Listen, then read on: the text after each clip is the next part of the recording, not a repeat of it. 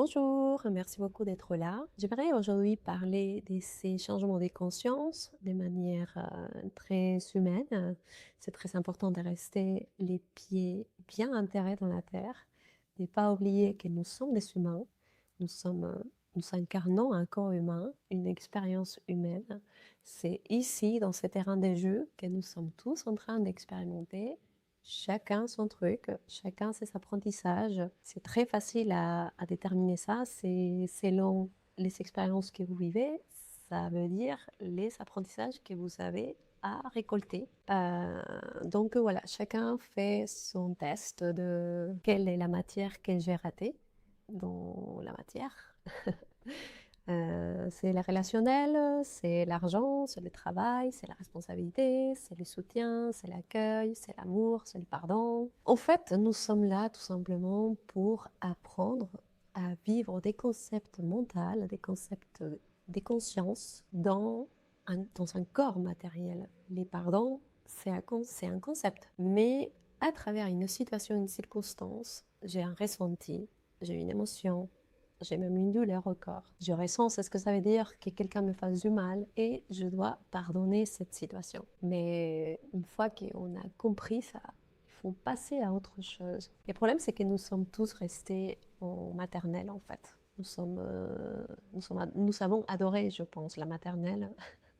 Et nous sommes toujours dans l'école maternelle en train de s'appuyer dans tous les boutons, de se faire du mal se faire du mal les uns et les autres. Et en fait, on ne va pas passer à l'école primaire. Oublions les collèges, les lycées et l'université. Pouf. Il nous manque beaucoup encore en tant qu'espèce humaine au niveau des consciences pour être à ce niveau-là des consciences. Mais c'est pas grave, on prend conscience, on accepte, on dit bah je ne sais pas maîtriser, je ne sais pas faire, et je suis un bébé, et je râle, et je boude, et je suis pas content, et j'attends, et je pense que je mérite tout, et j'ai pas envie. C'est très important d'accepter en quelle situation on est chacun, en quelle étape on est chacun au niveau de sa conscience. Et ça nous enlève beaucoup de tensions déjà, de nous dire, mais en fait, tu peux pas blâmer, enfin punir un bébé parce qu'il sait pas marcher. Qu'est-ce que faisons-nous les adultes? Bah, on les apprend. Et en fait, on les apprend à parler, à marcher, à maîtriser leur corps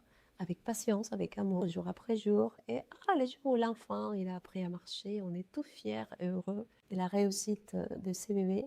Mais nous ne le faisons pas avec nous. C'est vraiment dommage parce que ça serait très intéressant de observer comme un bébé au niveau des consciences qui est en train d'apprendre à maîtriser tous ces aspects de soi qu'il n'a jamais maîtrisé en fait. Parce qu'avant, bah, c'était maman, c'était papa, c'était les autres qui me disaient comment faire, à quel moment le faire. Et maintenant, c'est le moment d'aller à l'université, d'aller à l'école, de travailler, de m'acheter une maison, de me marier, de faire ci, faire ça. Et en fait, c'est ce que nous vivons en ce moment. C'est euh, une destruction de tous ces paradigmes, vieux paradigmes, que nos ancêtres ont conçus, qui a servi à organiser la société. Bien sûr, c'était important. On ne va pas dire non plus qu'ils ont fait tout mal. Hein. Ils ont fait plein de choses géniales. Nous avons aujourd'hui une société un peu près organisée, qui fonctionne à peu près. Il manque encore un tout petit peu plus. Et c'est là où nous rentrons, nous, notre génération, c'est tout simplement finir ce qu'ils ont commencé. Ou avancer un peu plus, parce que nos enfants vont continuer encore. C'est l'évolution.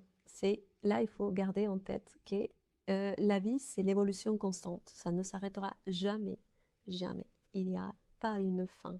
Il n'y a qu'un chemin à faire. D'accord? Donc, ça va déjà aussi faire le deuil de se dire, bah, en fait, le paradis, les repos éternels ou la fin, j'oublie. En fait, c'est une continue évolution. Je peux que aller plus loin, en fait. Je peux que évoluer, que grandir.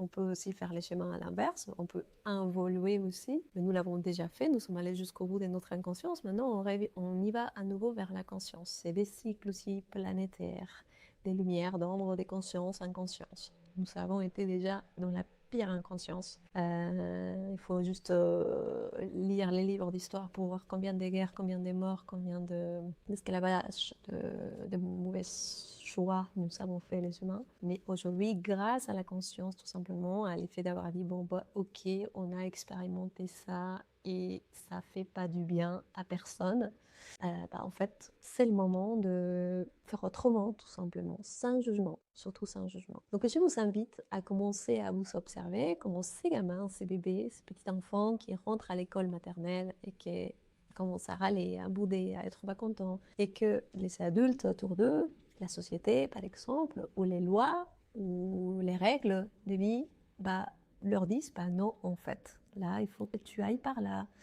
Et c'est ça les règles, c'est ça les accords, en fait, des vies communes, des vivre ensemble. Il faut apprendre tout simplement à maîtriser ses émotions, à maîtriser ses pensées, à maîtriser ses mécanismes inconscients, de prendre conscience petit à petit de ses sensations, de son corps, de ses douleurs, de ses frustrations, faire un travail d'introspection, d'aller au plus profond de soi et illuminer tous ces parts de nous qui sont dans l'ombre et qui attendent d'être révélées tout simplement. Parce qu'une fois qu'on se connaît et qu'on dit « Oh là là, là je vois Sissi la râleuse », oh là là, là, je vois Sissi, celle qui boude, celle qui n'est pas contente, ou je vois Sissi qui se sacrifie encore. Ah oui, là, je me suis abandonnée encore une fois.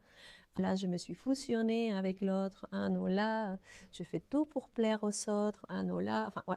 C'est commencer à observer comment tu te comportes en fait, comment tu réagis, comment tu te ressens, comment tu es à chaque opportunité que tu as, surtout bien sûr d'être en face d'un autre. C'est pour ça que les relations existent, c'est pour ça que les autres existent.